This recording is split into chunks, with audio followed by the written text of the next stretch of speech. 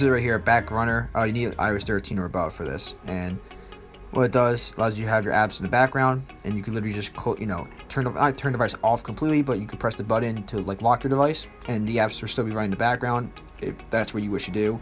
So pretty cool. You also can set expiration date, so you can literally make it. You could basically kill it the time it run in the background after a certain amount of time that you want. So one of my favorite tweets, to be honest. I'll paste it here too. iOS 10 to 14. And support for iPhone, iPad, iPod Touch. It's basically a Pasteboard manager. So like when you copy things, you can literally have them all right here. So you see they copied these things, and you can just access your copied, your clipboard, your copied clipboard. So pretty cool. It's also a control center toggle, so you can literally find it in your control center. Complications brings Apple Watch widgets to your iPhone's lock screen. She's called Enhance your notifications. It's called Flow, revolutionary modern new look for your music player. It's called Flowick, control your music everywhere with Flowick. Supporting iOS 11 up to the latest iOS version. You can control your music from anywhere you want on your device. It's called A Font and allows you to change your font.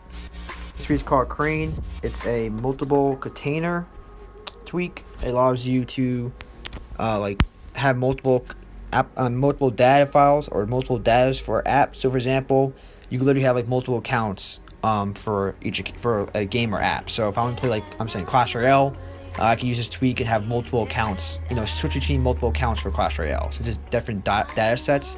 I can switch between different accounts for different apps and games.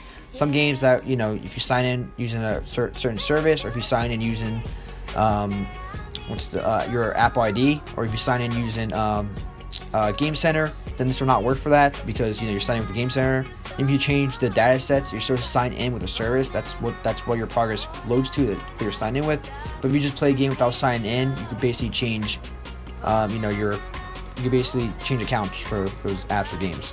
It's called LS Contacts. It's contacts right on the lock screen. This is called Quit All. One tweet to quit them all. Called Cast Switcher, compatible with iOS 13, bugging iOS 12 and below, brings the iPad grid switcher to iOS 13. This is called TinyBanners too, and lets you remove those annoying and big notifications from iOS and replace them with tiny ones. Just TinyBanners, and lets you remove those annoying big notifications from iOS 12, replace them with tiny ones. This is called Tooth, and it's smarter Bluetooth connection management via Activator. Tweak is called Gesto for iOS 13, true multitasking tweak. Supports up to iOS 13.5, iOS 13, 13.5. You also have Control Center plus App Switcher, so it lets you combine App Switcher and Control Center in two ways. iPads don't support multi-side. Multi-side, you have App Switcher and Control Center same view, side by side. Quick Actions, App Lock, Linear Switch, Grid Switcher. Also with Smart Bundle 2 is now live in the package repo. It's the ultimate tweak to combo to save and tune your battery and manage customized Wi-Fi and mobile data behavior. And last but not least, we have Prism. It's a feature-rich control center for iOS. So you have these modules right here. So you guys, thank you so much for watching. I'll catch you guys in the next one. Like, comment, subscribe.